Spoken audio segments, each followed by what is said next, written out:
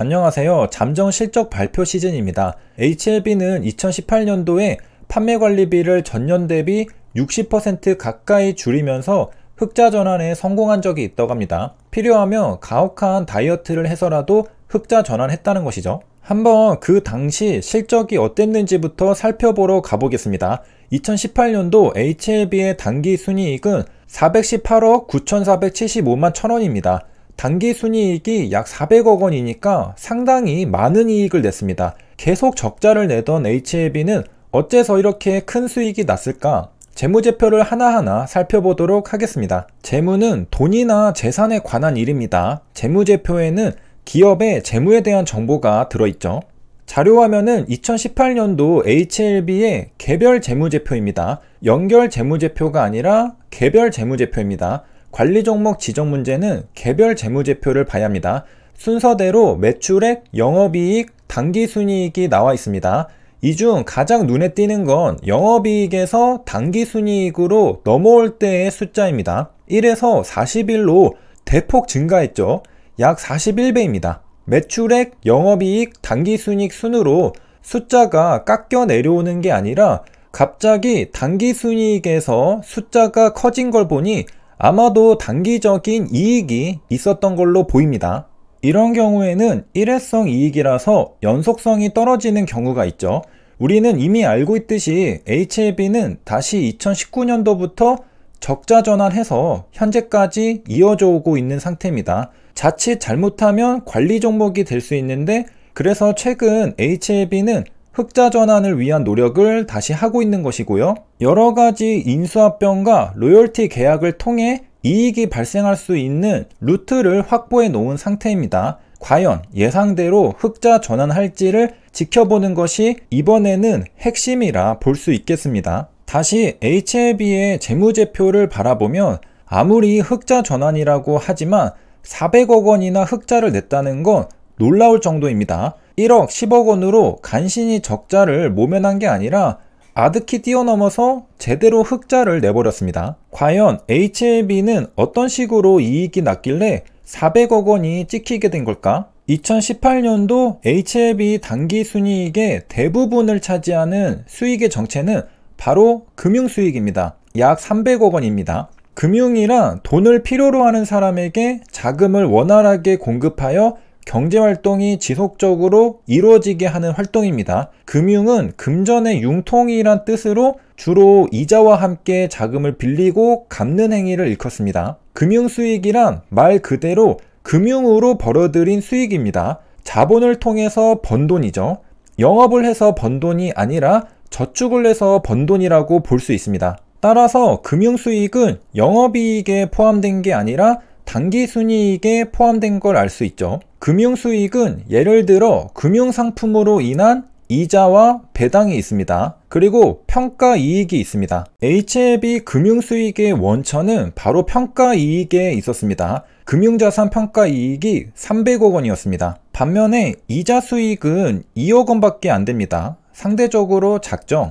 여기까지 정리하면 HLB는 2018년도에 당기순이익 400억 원을 달성합니다. 무엇으로 벌었나 재무제표를 들여다보니 400억 원 중 300억 원이 금융수익이었죠. 그리고 금융수익 중에는 무엇으로 벌었나 좀 더 자세히 들여다보니 거의 전부가 금융자산 평가이익으로 벌었던 겁니다. 즉 400억 원의 당기순이익 중 300억 원은 금융수익이고 이 금융수익으로는 금융자산 평가이익으로 벌었다는 겁니다. 한마디로 금융자산 평가이익으로 300억 원을 벌었다는 겁니다. 정확하게는 용어가 길고 복잡한데 당기손익 공정가치 측정 금융자산 평가이익입니다. 이게 뭘까? 당기손익 공정가치 측정 금융자산을 과거에는 단기매매 금융자산이라고 불렀습니다.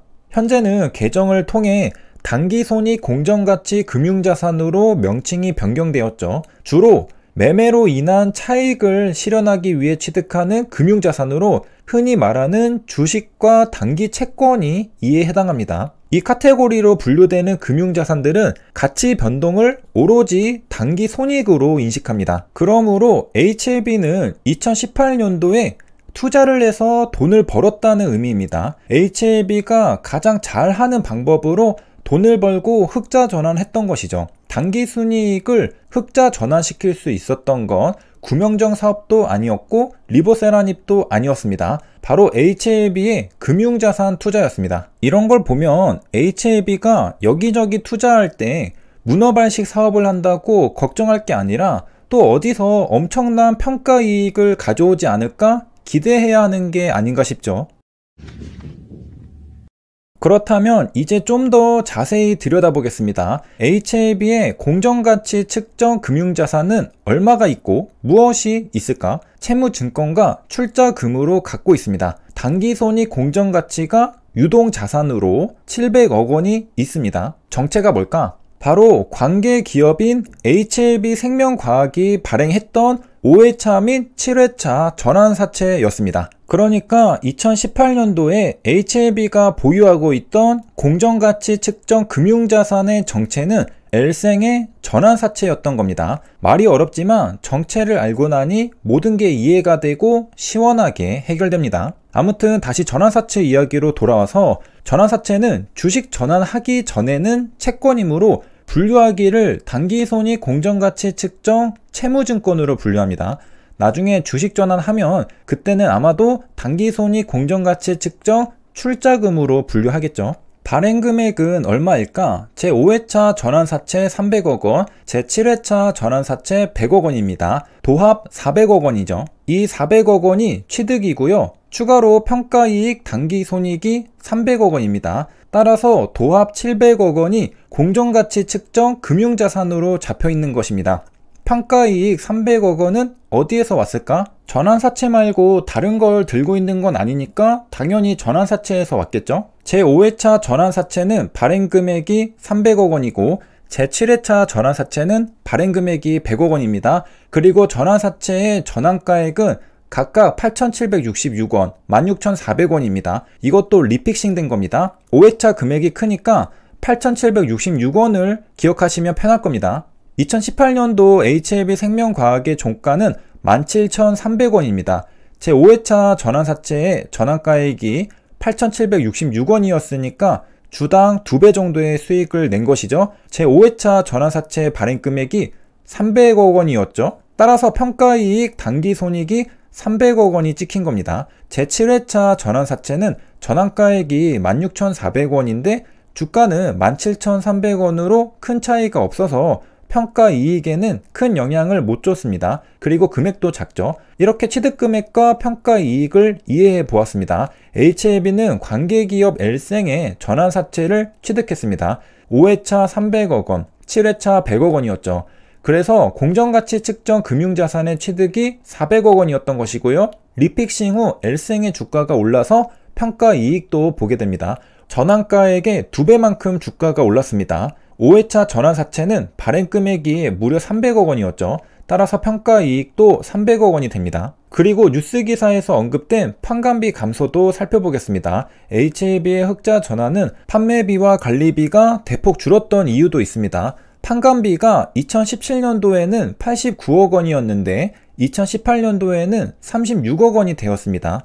앞자리 89가 36이 되었으니까 절반 이상 줄었습니다. 세 줄 요약입니다. 2018년 HLB는 단기순이익을 약 400억 원 냈습니다. 금융수익이 약 300억 원이었고 공정가치 측정 금융자산 평가이익이 약 300억 원이었습니다. 여기까지 시청해주셔서 감사합니다.